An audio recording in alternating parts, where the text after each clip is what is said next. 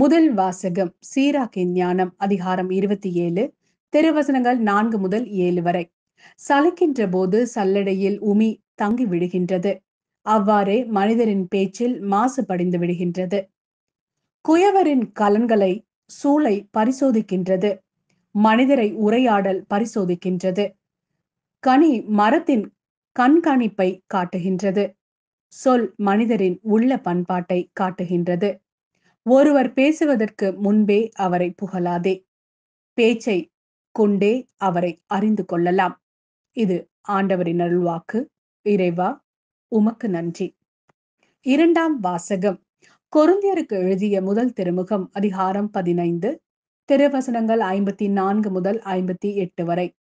அழிவுக்குரியது அழியாமையையும் சாவுக்குரியது சாகாமையையும் அணிந்து கொள்ளும் போது மறைநூலில் எழுதியுள்ள வாக்கு நிறைவேறும். சாவு முற்றிலும் ஒழிந்தது, வெற்றி கிடைத்தது. சாவே, உன் வெற்றி எங்கே? சாவே, உன் கொடுக்கு எங்கே?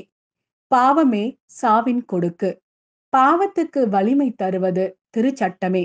ஆகவே நம் ஆண்டவர் இயேசு கிறிஸ்துவின் வழியாக நமக்கு இந்த வெற்றியை கொடுக்கும் கடவுளுக்கு நன்றி. எனவே என் அன்பார்ந்த சகோதர சகோதரிகளே, உறுதியோடு இருங்கள், நிலையாய் நில்லுங்கள். ஆண்டவருக்காக நீங்கள் உழைப்பது வீண் போகாது என்பதை அறிந்து ஆண்டவரின் பணியை இன்னும் அதிகமாக எப்போதும் செய்யுங்கள். இது ஆண்டவரின் அருள்வாக்கு. இறைவா, உமக்கு நன்றி. லூக்கா எழுதிய நற்செய்தி அதிகாரம் 6 திருவசனங்கள் 39 முதல் 45 வரை.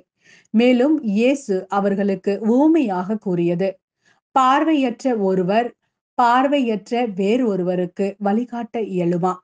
இருவரும் குழியில் விழுவார் அல்லவா? சீடர் குருவை விட மேலானவர் அல்ல, ஆனால் தேர்ச்சி பெற்ற எவரும் தம் குருவை போலிருப்பர். நீங்கள் உங்கள் கண்ணில் இருக்கும் மரக்கட்டையை பார்க்காமல் உங்கள் சகோதரர் அல்லது சகோதரியின் கண்ணில் இருக்கும் துரும்பை கூர்ந்து கவனிப்பதேன்? கெட்ட கனி தரும் நல்ல மரமும் இல்லை, நல்ல கனி தரும் கெட்ட மரமும் இல்லை. ஒவ்வொரு மரமும் அதன் அதன் கனியாலே அறியப்படும். ஏனென்றால் முட்செடிகளில் அத்தி பழங்களை பறிப்பாரும் இல்லை, முட்புதர்களில் திராட்சை குலைகளை அறுத்து சேர்ப்பாரும் இல்லை.